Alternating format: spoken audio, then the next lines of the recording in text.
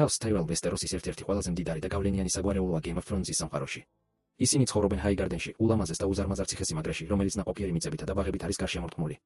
ტაირელები აკონტროლებენ რიჩს, ვესტეროსის ყველაზე მდიდარ და ნაყოფიერ რეგიონს, რის გამოც მათ ყოველთვის დიდი ძალაუფლება ჰქონდათ. მათი დევიზია Growing Strong, ეს სიტყვები ზუსტად აღწერს ტაირელების ბუნებას, ისინი ძალას ომით კი არა, სიმდიდრით, პოლიტიკითა და გავლენით აგროვებენ. სხვა სახლებისგან განსხვავებით, ტაირელები ხშირად ჭკვითა და ალიანსებით იმარჯვებდნენ.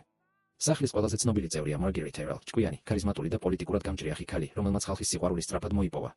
ის ცდილობდა ძალაუფლების მიღწევას არა შიშით, არამედ პოპულარობითა და манипуляციით. მისი ბებია, Olenna Tyrell, ვესტეროსის ერთ-ერთ ყველაზე ჭკვიან და საშიშ მოთამაშედ ითვლებოდა. Olenna-ს ხშირად ეკლების დედოფალს უწოდებდნენ, რადგან მისი სიტყვები ისეთივე მტკივნეული იყო, როგორც იარაღი. ტაირელების არმია ვესტეროსში ერთ-ერთი ყველაზე დიდი ძალა იყო.